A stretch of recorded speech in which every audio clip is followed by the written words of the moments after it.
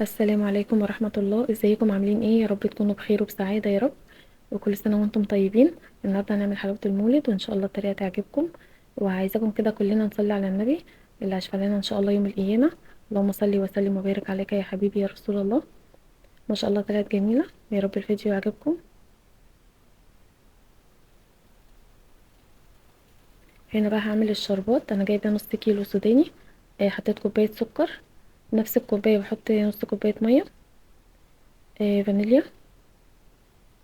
وليمونة، نص ليمونة. وهحط بقى شويه ملح صغيرين، بس هحطهم بعد شويه عشان كنت نسيت. هوطي بقى النار عليهم خالص ومش هقلبهم دلوقتي. هنا بقى الصينيه او الصاج اللي هحط فيه السوداني. لازم كده ادهنه بالزيت عشان ما تلزقش، تبقى سهله في التقطيع. حتى السكينه برضو هدهنها زيت.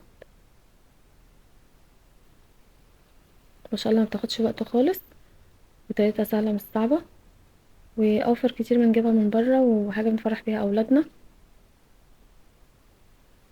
ومش لازم عسل كلوكوز، مش لازم. هنا بقى السوداني جايباه محمص، بس لازم ادفيه علشان يبقى سخن مع الشربات. ما تنشفش بسرعة، يعني تساعدني ان انا اعرف افردها واقطعها. هنا بقى بعد شوية بقلب كده الشربات كده بالحلة. السوداني بس بديله بس تدفية كده، لو بس حاولي يتحرقش منك، عشان لو مثلا حبيتين يتحرق ولا حاجة يبقى ريحته شياط وهيبقى طعمه مش حلو. هنا بقى حطيت شوية الملح. هنا بقى خلاص دخل في مرحلة السوا. هنا بقى بقلبه كويس كده، وهنزل بربع معلقة من الكربوناتو اللي بيتحط على الفلافل. ده بيخليها هشة وخفيفة. هنا بقى بعمل الاختبار بتاع الشربات. لما تنزلي كده شويه في الميه تلاقيها اتكسرت معاكي زي البونبوني كده. كده خلاص بيبقى استوى. انا بس عملت الاختبار ده معاكم، بس انا مش بعمل اختبار، انا بعرفه هو استوى يعني اول ما يخش كده في مرحله اللون الذهبي بيبقى خلاص كده دخل في مرحله السوا.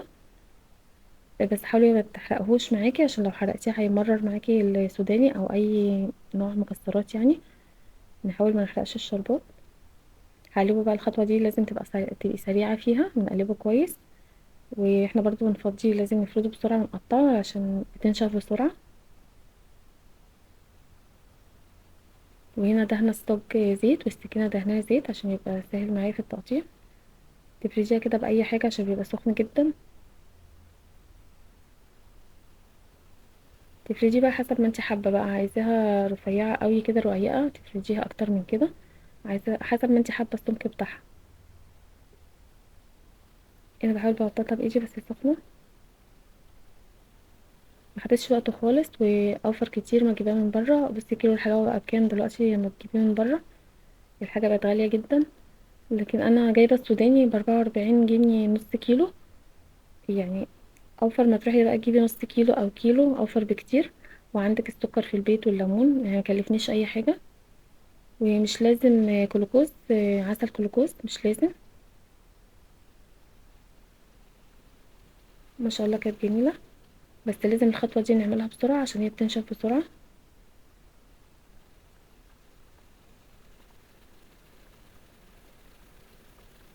هنا بقى ايه، يا دوبك سبتها ثواني كده عشان اعرف اطلعها. حاولي ما تطلعهاش في ساعتها عشان هتبقى طريه تتكسر معاكي. اهم حاجه وانتي بتقطعيها تقطعيها كويس، عشان تبقى يعني وانتي بتشيليها تتشال بكل سهوله معاكي.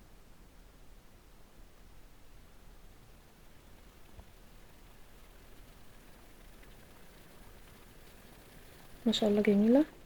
وهي نص كيلو طلع كميه كويسه. تخيلي بقى نص كيلو ب44 جنيه وما كلفنيش اي حاجه، وعندي السكر في البيت والليمون. ما شاء الله طلعت جميله. هنا بقى هعمل الحمص. نفس المقادير. الشربات هي طالما المقادير كلها واحده، يعني نفس الشربات اللي عملته المره الاولى هعمله تاني. كوبايه سكر ونص ميه وفانيليا ونص ليمونه. وهحط بقى شويه ملح صغيرين خالص، ما تكتريش في الملح، هما بس كده يا حبه صغيرين خالص.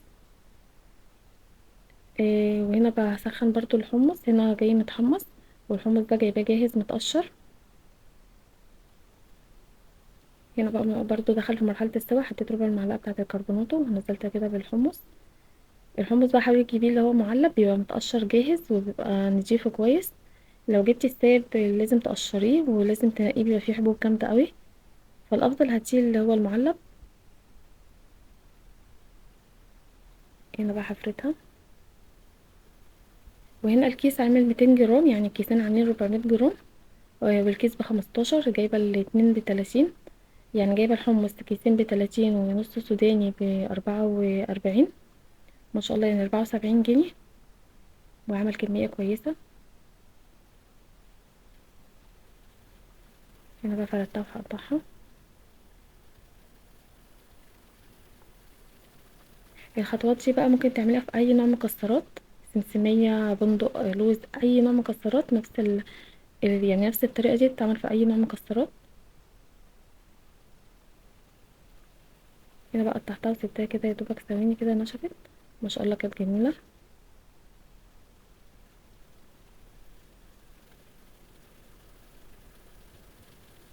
يا رب الفيديو يعجبكم كده، وتشتركوا في القناة عشان تكبر وتنجح بيكم يا رب.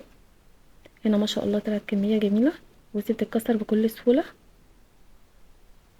وزي ما قلت لكم مش لازم عسل كلوكوز.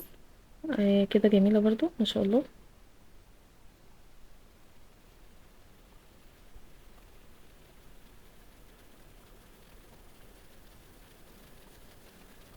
يا رب الفيديو يعجبكم، وتشتركوا في القناة عشان تكبر وتنجح بيكم. والسلام عليكم ورحمة الله.